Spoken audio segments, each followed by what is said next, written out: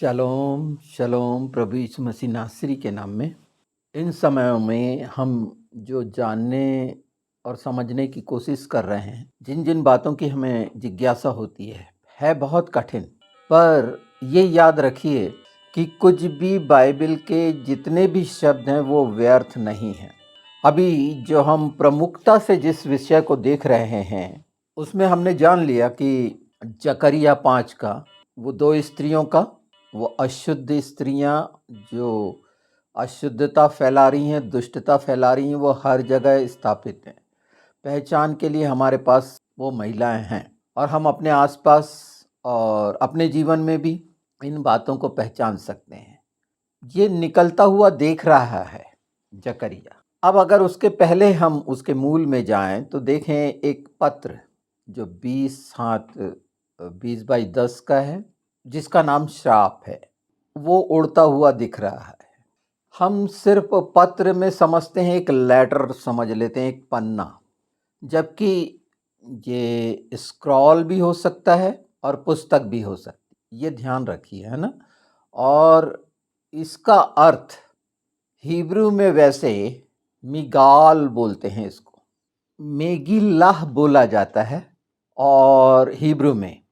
और इसका जहाँ से ये निकला है वो गलाल है, गिमेल लामेद लामेद। और ये शब्द कहाँ कहाँ पाया जाता है, भजन संहिता 40:7 में देख सकते हैं। इतने जटिल अर्थ मिलेंगे पर परमेश्वर की योजना समझ में आने लगती है इस बात से। भजन संहिता 119:22 देख लें। ये गलाल जैसे गिलगाल से जुड़ा हुआ है। गिलगाल मतलब होता है परमेश्वर ने नामधराई दूर करी। गलाल, अब समझिए, यहोशू 5 हम 9 भी देख सकते हैं। जेनेसिस 29:3, 8, 10, ये सब पढ़ेंगे। पढ़ना जरूर कि वो मतलब मालूम हो जो हिंदी में सिंपल उड़ता हुआ पत्र जो शाप है, बस। स्क्रॉल में आपने सुना होगा डेड सी स्क्रॉल, और वो साइरस का सिलेंडर सुना होगा। साइरस मतलब वो सायर्स का, जो म्यूज़ियम में रखे हुए हैं ओरिजिनल इसके। तो स्क्रॉल मतलब संस्करण भी होता है और जिसको वॉल्यूम कहते हैं। हम सिर्फ एक पन्ना ना समझ लें। अगर हम साधारण सा पत्र समझते हैं, एक पत्र लिख दिया गया, पर ये विशेष है और प्रमुख इसलिए है कि उसका नाम शाप दिया गया है, परमेश्वर के द्वारा निश्चित वो दिखाया जा रहा है, उसको नज़रअंदाज नहीं कर सकते। परमेश्वर के राज्य का, परमेश्वर की सील लगा हुआ वो पत्र है और उसमें घोषणा है। अगर ऐसा देखते हैं तो हम तेरे पत्र हैं जो चाहे लिख दे, है ना। हम तेरे, ये बहुत सारी चीज़ें उपमाएं देने में आती हैं। तो जितनी बातें वहाँ पर अगर पढ़ेंगे, हम एक पढ़ते हैं, अच्छा, दूसरा पत्रस का 2 अध्याय का 3 पद।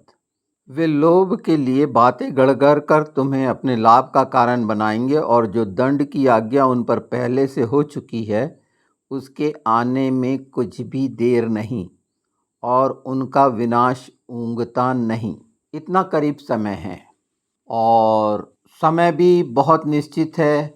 जब परमेश्वर का वो साइन किया हुआ वो पत्र, स्क्रॉल, वॉल्यूम, तो जो वो निकला है, तो वो छिपी हुई वो चीज़ें निकल रही हैं जो हमारे सामने आ रही हैं, वही लेके उड़ रही है, अशुद्धियाँ फैला रही हैं।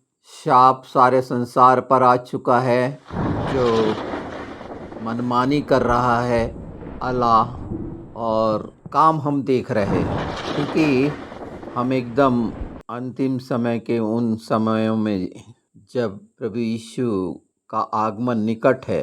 तो हम देखते हैं रेवलेशन प्रकाशित वाक्य का 5, क्योंकि उसके पापों का ढेर स्वर्ग तक पहुंच गया है और उसके अधर्म परमेश्वर को स्मरण आए हैं। ये जो निकल रहा है लेटर, स्क्रॉल, ये पूरी घोषणा है और पूरे चोरों के मैल धोने दोनों तरफ। तो उसे पत्र जैसा दिख रहा है। वो बुक भी हो सकती है और एक रोल भी हो सकता है। पर प्रकाशित वाक्य 18, क्योंकि उसके पापों का ढेर स्वर्ग तक पहुंच गया है और उसके अधर्म परमेश्वर को स्मरण आए हैं, जैसा उसने तुम्हें दिया है वैसा ही उसको दो। तो हम 5वां देखेंगे इसमें, जो उस पत्र का सही औचित्य जो है, उसका मतलब कि पूरी पूरी समझ खोलता है और चिताता है। और ये सब उन बातों को दूर करने के लिए, मैल दूर करने के लिए, जो दोनों तरफ लिखा गया है।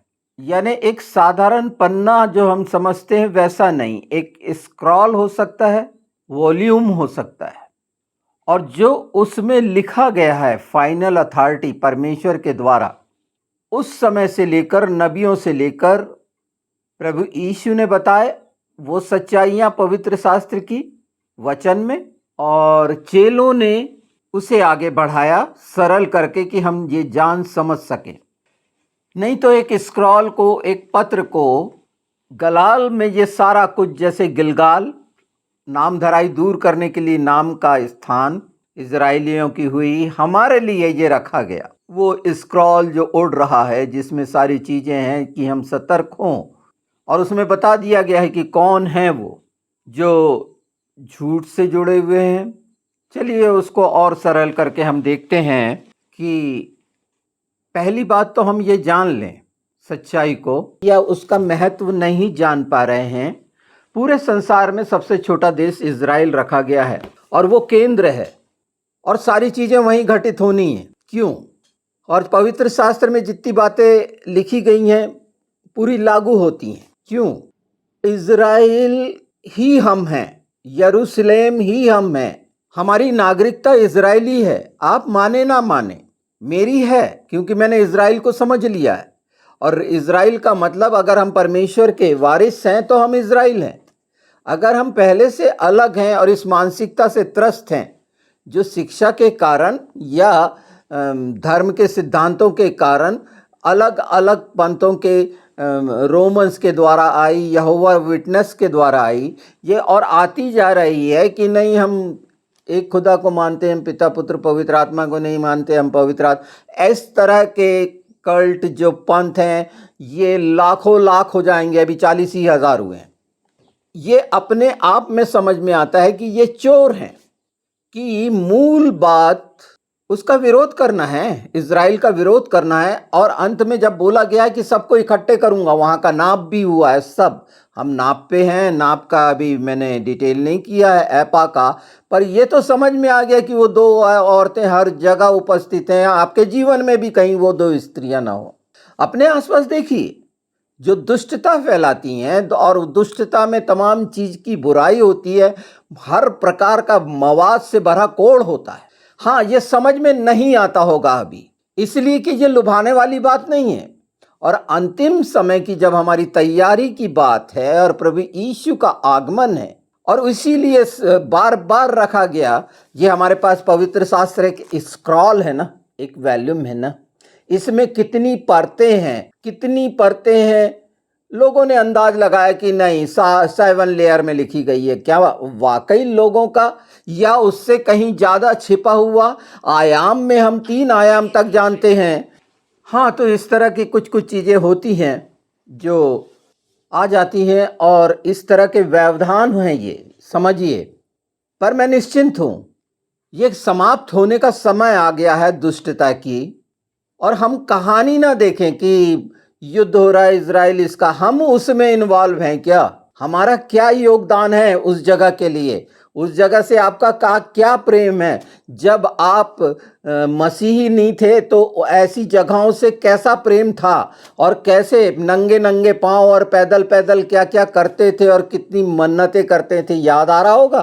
पर यरूशलेम के लिए वो प्रेम क्यों नहीं पैदा है, इजराइल के लिए क्यों पैदा नहीं है? क्योंकि दुष्टता ने विरोध, विभाजन, डिवाइडेड रूल बोलते हैं जो दुष्ट का, ये गलतफहमी में कि जो डिवाइडेड रूल की बात करते नहीं, अंग्रेजों ने लाया या फ्रांसीसियों ने लाया, नहीं नहीं, आप सबके बीच में है। शैतान लाता है डिवाइडेड रूल कि विभाजन करो और राज करो। और आप भी चाहते हैं, व्यक्तिगत प्रत्येक इंसान जो दुष्टता में फंसा हुआ है वो अपना राज चाहता है, और निश्चित वो अपना राज बनाने के लिए लोगों को तोड़ता है। तो वो दुष्टता का जब वो पत्र उड़ते हुए देखा गया, निकाला गया, तो निकल रहा है फिर वो ऐपा। क्यों? इसलिए कि परमेश्वर चाहता है कि हर चीज प्रकट हो, हम जाने। तो हम देखते हैं, थोड़ा सा ये मैं हिस्से रख दे रहा हूं जो और ये जानते हुए मैं समझ रहा हूं कि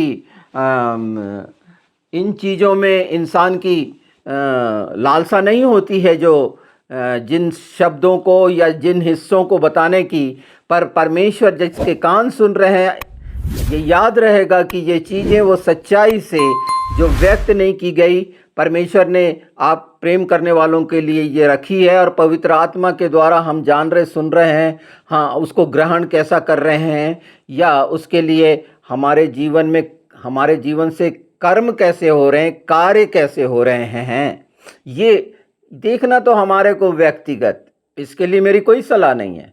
मैं ऐसे मामले में जैसा परमेश्वर चाहता है, आप स्वतंत्र हैं, आप जो निर्णय करें, ये चीज़ें समझना चाहिए। मैं फिजिकली इजरायली की बात नहीं कर रहा हूँ, मैं आत्मिक वो इजराइल जिसमें हम उस जगह पर होंगे। और अगर हम फिजिकली भी होते हैं तो क्या दिक्कत लग रही है? उस जगह से दिक्कत हमने बनाई हुई है, और शैतान इसका कर्णधार है, इसको रखने वाला, स्थापित करने वाला। तो सुनिए, पौलुस प्रेरित समझा रहे हैं यहाँ पर इसी बात को, दूसरे थिस्सलुनीय में 2 में, मैं 9 से पढ़ देता हूँ। उस अधर्मी का आना शैतान के कार्य के अनुसार सब प्रकार की झूठी सामर्थ और चिन्ह और अद्भुत काम के साथ, आज जो पूरा देख रहे हैं आप, और इन लोगों की वाहवाही कर रहे हैं। आत्मा के क्षेत्र में कुछ नहीं, शरीर की चिंता, धन की चिंता। पहली लाइन समझ में आ गया? ये पूरे इस तरह से, कौन कौन है, पर इस तरह से जो भी कर रहे हैं और लालसा पैदा कर रहे हैं, अभिलाषा पैदा कर रहे हैं, अपना राज्य बना रहे हैं, निश्चित आप उस हिस्सों को पहचान लेंगे। वो अपमानित होने की जगह है। आगे देखते हैं 10 में, और नाश होने वालों के लिए अधर्म के सब प्रकार के धोखे के साथ होगा ये तमाम चीजें, क्योंकि उन्होंने सत्य से प्रेम नहीं किया जिससे उनका उद्धार होता। मुख्य वजह वक्ती तौर पर लाभ लेने की, सत्य को नहीं जानने की, सत्य से प्रेम नहीं करने की, पहले से अपने मंसूबे, अपने ख्यालात बना लेना कि नहीं वो तो क्रिश्चियन का ईश्वर है, और ये और वो, जितना हो सका सत्य को नहीं जाने, उसके पास नहीं आए, भटकते रहे, जंगल जंगल, मरुस्थल मरुस्थल, मृग तृष्णा बोलते हैं ना, वो पानी तो दिखता है पर होता नहीं, हमेशा बनी रहती है।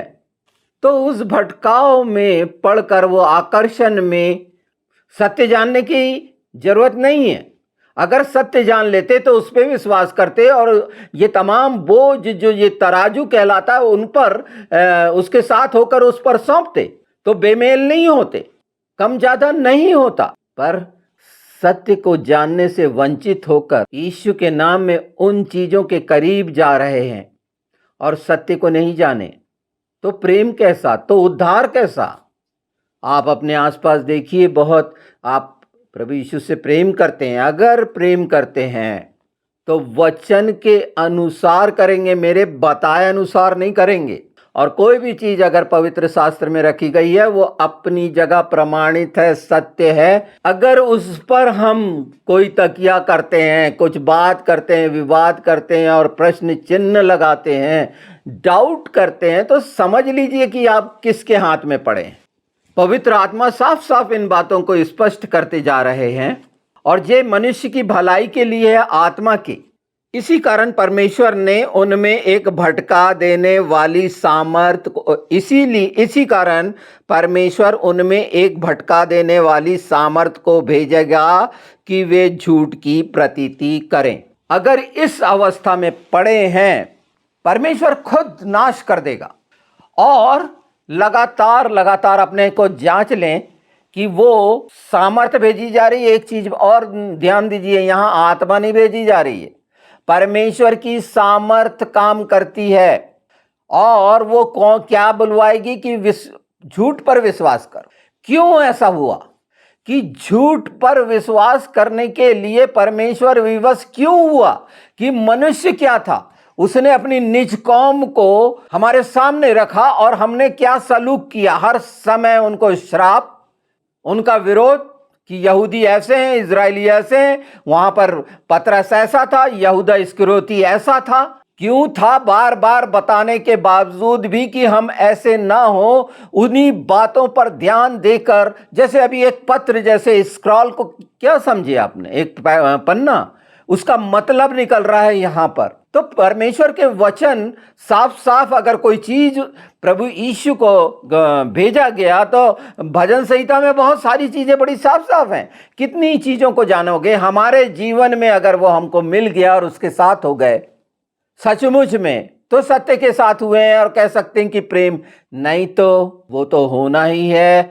सतर्क हो जाइए, ऐसे पाखंडियों के चक्करों में आप फंसेंगे। झूठ आपके लिए शानदार होगा और नाना प्रकार की कल्पना और दर्शन के आदी होकर झूठी बातें जग जाहिर करने में आप बहुत अव्वल होंगे, एकदम नंबर 1 हो जाएंगे। आप पहचाने जाएंगे। जो इस स्तर पर पहचाने जाते हैं उनकी पहचान है, ये आईना दिखा रहा हूं मैं आपको, कि जहां कहीं इस तरह का हो रहा है। बहुत सरल है ना, कितना सरल है, प्रेम करने वालों के लिए बहुत सरल है। वो श्राप का पत्र परमेश्वर ने पूरा निकाल दिया कि तुम्हारा ये हाल होना है। उसके साथ सब चीज संभव है जो विश्वास करते हैं। ऐसा ही नहीं कि हमने यीशु पर विश्वास किया है, काम बताते हैं। यीशु का कैसा आदर कर रहे हो, उसको पहला स्थान कैसा दे रहे हो, प्रशंसा कैसे कर रहे हो, जय जयकार तो करते आता नहीं, विजय को समझे नहीं। कौन सा युद्ध लड़े हो, कौन से युद्ध में साथ हो, कहाँ पर जीते हो, स्वाद चखे हो? चखो ना। वचन की तलवार लेके चलोगे सिर्फ कह देने से, तो वचन की तलवार हाथ में रखोगे तो युद्ध करोगे, और युद्ध करोगे तो उसका स्वाद मिलेगा और विजय का एहसास होगा। तब जय जयकार कहना सचमुच में मजा आ जाएगा। जय जयकार शब्द का असली अर्थ समझ जाओगे कि जो अजय हमारा प्रभु यीशु है, हम उसमें जब कहते हैं कि जयवंत से भी बढ़कर जयवंत हैं, पर नहीं शंका, संकोच, दुविधा नहीं लग रहा। अभी मैंने सिर्फ एक जय जयकार शब्द बताया तो कुछ तो लग रहा होगा कि फालतू का मुंह से जय जयकार जय जयकार जय जयकार करते हैं। तो प्रशंसा, उस बड़ाई और उसके नाम को ऊंचा उठाना करते होंगे आप। देख लीजिए, अपने आप को पहचान लीजिए, क्योंकि वचन तो सारी सच्चाइयाँ, ये मैल उतारने वाली बात है। इधर उधर का चुरा के जो करते हैं उनके पूरे मैल उतरने वाले हैं। चोर सरे बाजार नंगा होगा, और हो रहे हैं। बहुत से अपने आप को मसीह बताकर, कहलाकर, और खूब ग्लैमर की दुनिया में रहकर एक से एक चीज चला दी, और आज भी है, हर जगह है ये। और नाश होने वालों के लिए निश्चित है, परमेश्वर इन सबको नाश करेगा। उनके अंदर उनका नाश होना निश्चित कर दिया गया, कोई नहीं बचा सकता। आप ये 2 थिस्सलुनीयों 2 अध्याय 9 से 12 तक पढ़ लो ना, काफी है। कौन क्या है समझने में देर नहीं लगेगी। तो पीछा छुड़ाइए इन सारी बातों से। तो जो मैं मूल बात पे आया था, पत्र पे, और पत्र के लिए जो हिस्सा यहोशू में आप देखिए, जोशुआ यहोशू 5:10। इसलिए इजराइली गिलगाल में डेरे डाले रहे, और उन्होंने यरीहो के पास के अराबा में पूर्णमासी की संध्या के समय फसह मनाया। कौन सी जगह पर आकर ये करे? तो 9 पढ़ लेते हैं। तब यहोवा ने यहोशू से कहा, तुम्हारी नामधराई जो मिस्रियों में हुई है उसे मैं आज दूर की है। इस कारण उस स्थान का नाम आज के दिन तक गिलगाल पड़ा है। उस जगह पर और गिलगाल में ही जो अराबा के पास है, और इन शब्द के प्रत्येक के हिब्रू का मतलब है, जैसे गिलगाल गलाल से निकला है, गिमेल लामेद लामेद, कि वहां से निकाल लाया। जैसे हमें बोल रहा है कि इसमें से निकल आओ। पत्र उड़ते हुए आ रहा, बता रहा है कि ये है, चेले बता रहे हैं कि ये है। चक्करों में मत फंसो, उस ऐपा की दुष्टता में मत जाओ। उसमें बहुत सी मैं है जो आपको बहकाएगी, नशा दिलाएगी और नाना प्रकार का घमंड दिलाएगी। मैं ऐपा के बारे में बताऊंगा कि एक ऐपा कितने गिमोर, उसमें जो उसका दशमांश का है वो बताऊंगा। ये बाइबल में बहुत साफ साफ लिखा है। अगर यिर्मयाह 45 एक बार हम पढ़ लेते हैं तो पढ़ लें, पर जान लें कि उसमें से निकल आए। जहां भी फंसे हैं, आप कुछ भी धारणा किसी के लिए बना सकते हैं। सुनी सुनाई बातों पर विश्वास करने से ज़्यादा अच्छा बेहतर है पवित्र आत्मा के साथ, वचन के साथ उन चीज़ों को जाने, समझें और मांगें।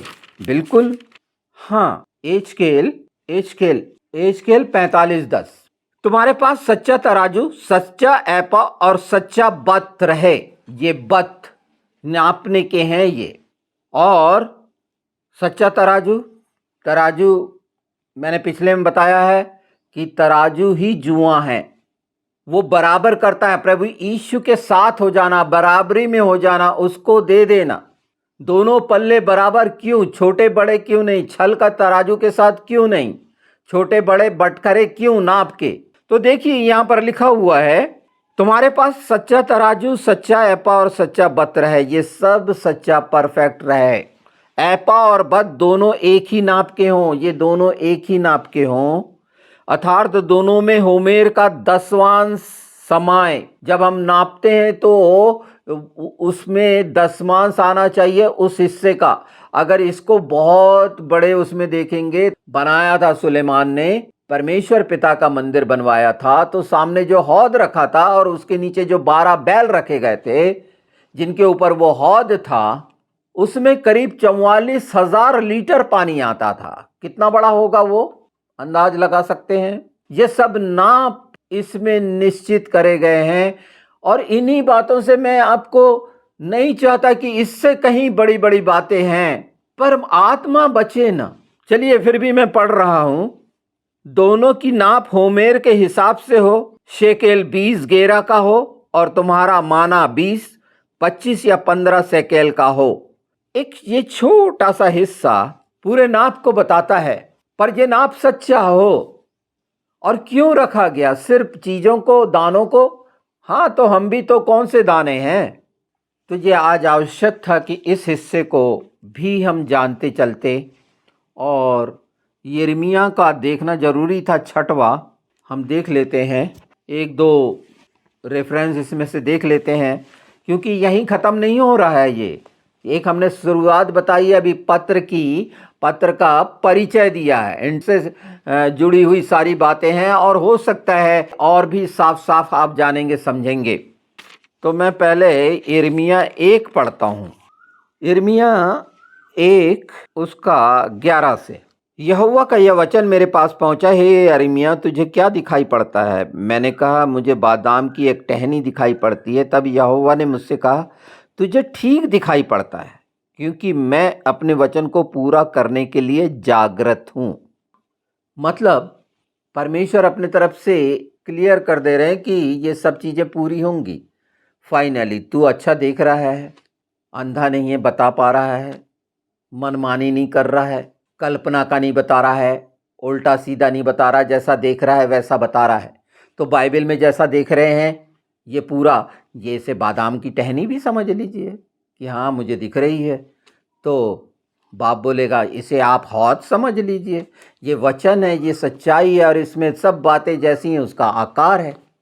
परमेश्वर ने अपने वचन को आकार दिया हुआ है, वही तो अनुग्रह है। अनुग्रह के कारण तो देदारी हुआ, आकार लिया आत्मा ने। आमीन। ये वो सच्चाई है। तो हाँ, क्या दिखाई पड़ रहा है अपने तरफ से कि नहीं, मैं सोया हुआ नहीं हूं, मैं जागृत हूं, परमेश्वर से नहीं होती। फिर यहोवा का वचन दूसरी बार मेरे पास पहुंचा और उसने पूछा तुझे क्या दिखाई पड़ता है? मैंने कहा मुझे उबलता हुआ एक हंडा दिखाई पड़ता है जिसका मुंह उत्तर दिशा की ओर से है। तब यहोवा ने मुझसे कहा, इस देश के सब रहने वालों पर उत्तर दिशा से विपत्ति आ पड़ेगी। दिखाया गया। यही बात आप क्या देखता है जकरिया? याद आया? क्या दिखाई पड़ता है? क्या निकल रहा है? कन्फर्मेशन, जागृत शब्द है ना। परमेश्वर ने अपने वचन में साफ कहता है, तुझे क्या दिखाई पड़ता है? हम सब जो बाइबल पढ़ते हैं, प्रभु यीशु के साथ हैं, उससे इतना प्रेम करते हैं, क्या दिखाई पड़ता है? क्या देख रहे हैं? जरूरतें, आकर्षण की चीजें, उन्हीं तरफ हमारी निगाहें हैं। संसार की तूफान के तरफ। संसार में तूफान ऐसे ही नहीं होता जैसे वो नाव को उड़ाने वाला। नहीं नहीं, वो तूफान अंदर पैदा होता है कि नहीं मुझे ये चीज चाहिए संसार की। वो तूफान बाहर नहीं होता, अंदर रहता, अंदर अंदर अंदर अंदर वो तूफान। नहीं मुझे ये चाहिए, मुझे वो चाहिए, तो क्या दिखेगा? अंदर तो तूफान पड़ा हुआ है संसार का, शरीर की जरूरतों का।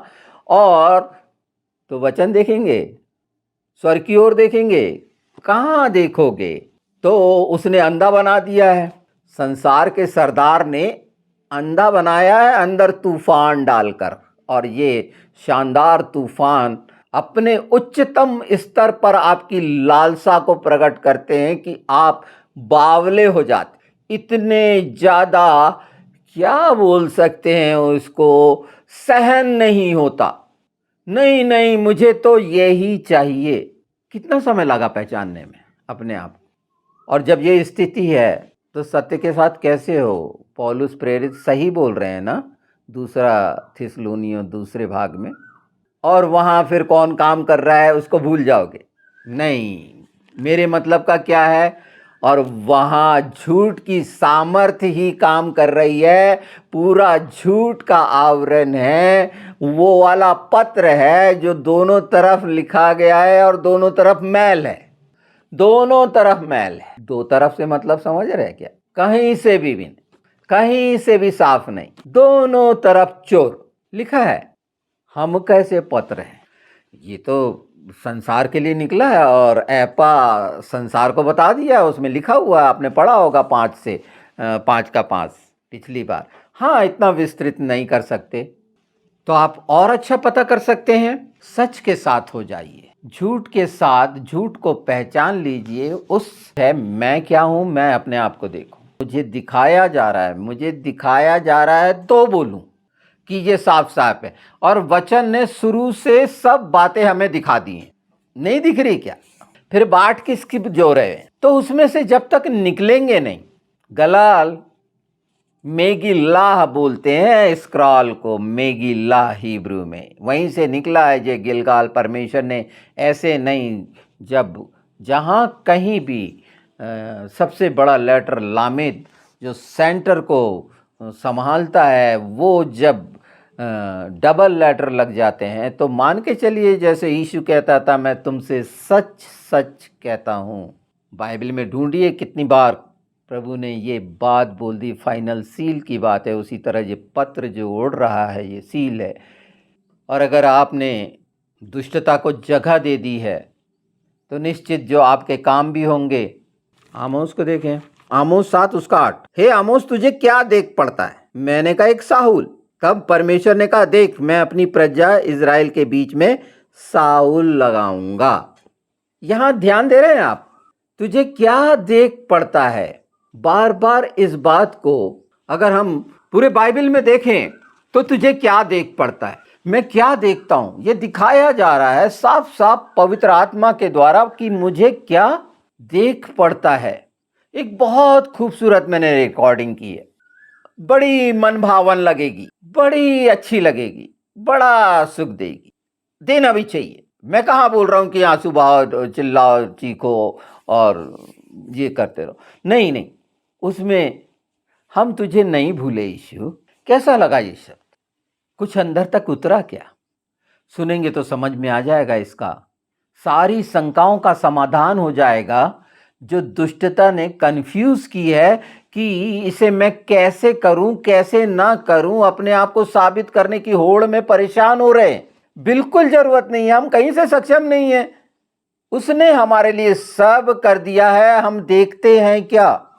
हम उसे देख रहे हैं क्या कि उसने जो हमारे जीवन में सारा कुछ उंडेल दिया है, क्या हम उसको सह पा रहे हैं, उसे ले पा रहे हैं, या अपनी मन की इच्छा से एक बना बनाया एक स्ट्रक्चर तैयार करके अपनी योजनाओं को इंप्लीमेंट करना? सुबह से बना लेना, संडे की योजना क्या है, मंडे की योजना क्या है, ट्यूसडे की योजना क्या है, हाँ, और उसमें अपने आप को तैयार करना क्या है ये बना बनाया? ये दुष्टता के द्वारा मन की इच्छाओं का एक पुलिंदा बनाते हैं, गुलदस्ता शानदार वाला, और उसमें खूबसूरत फूल भी रखता लगाते होंगे, उसमें खूबसूरत सुगंध वाले फूल लगाते होंगे, और जो सबसे पसंद आता है वो वाला बुके बनाते होंगे। ग्रहण करेगा क्या वो? Happy birthday. उसका तो हर दिन जन्म है, जिस दिन जिसके जीवन में जन्म ले ले। जो सत्य को जानेगा उसी के जीवन में उसका जन्म है, और वो उसका हो जाएगा, और उसे कभी नहीं छोड़ेगा, कभी नहीं त्यागेगा। डरने की जरूरत नहीं है, शंकाओं में दुष्ट के हाथ पड़ने की जरूरत नहीं है, और ऐसी दुष्टता से निकल आओ जहाँ पर झूठ का बोलबाला हो, चालाकी हो, पहचानो कि परमेश्वर ने वो झूठ की सामर्थ वहाँ पर डाली हुई है, और इसीलिए वो तमाम चीज़ें संसार की वहाँ पर आपको दिखने को मिलेंगी। देख लो देख लो देख लो, क्या दिखता है? उड़ता हुआ पत्र वो देख रहा है, देख लो क्या दिखता है? हंडा दिख रहा है, उसका मुंह किधर है दिख रहा है, उत्तर से आएगा। अब उत्तर दिशा को ढूंढोगे। बाइबल में यहेजकेल में है दिशाओं का बहुत सुंदर सा, और इसीलिए तो पूर्वी गेट के बारे में बताया जो गोल्डन गेट है ना? और सोता कहाँ से बहता है दिखता है, यहेजकेल में दर्शन में बहुत साफ साफ बताएं। ये बहुत कठिन, चाहे कितना कठिन हो जाए, यीशु के नाम में पवित्र आत्मा के साथ आपको करना है, और वो सारी चीज़ें हौले हौले वाला चक्कर नहीं, खरोच के दूर करो, बहुत करीब है। मेरे लिए नहीं करोगे आप, हाँ, पर मैं ये जानता हूँ इस सच को, संसार की कोई भी कैसी भी मैं ऐसा दावा करूँ क्या? क्योंकि ये वचन का दावा है तो मैं कर सकता हूँ, ये मेरा व्यक्तिगत नहीं है। और इसीलिए आप सुन रहे हैं। देखिए वो उड़ता हुआ पत्र से आप क्या देख रहे हैं, उसमें अपने दोनों तरफ के मैल निकालिए यीशु के नाम में, अपना जुआ उसको दे दीजिए, सब संभव है। परमेश्वर ने इसलिए तो बेटा दिया है, उसका प्रेम महान है। पहचानो, जय जयकार के लिए, युद्ध के लिए कमर कसो, ये बोलने से नहीं होता। जय जयकार की वास्तविकता, उसका यथार्थ, उसकी सच्चाई जानो, और वो युद्ध में रह के ही जान सकते हो। तब जय जयकार का औचित्य है मुँह से निकलना कि नहीं, मैं जय जयकार बोल रहा हूँ, मतलब जय जयकार कर रहा हूँ। मैं उस विजय को पहचान रहा हूँ जो 2000 साल पहले मेरे उद्धारकर्ता यीशुआ मसीह ने पाई, और उसका वादा सच है, और उसने अपने तमाम हथियार दे दिए। तब जय जयकार, बड़ाई और प्रशंसा होगी, निश्चित होगी। मांगो तो मिलेगा।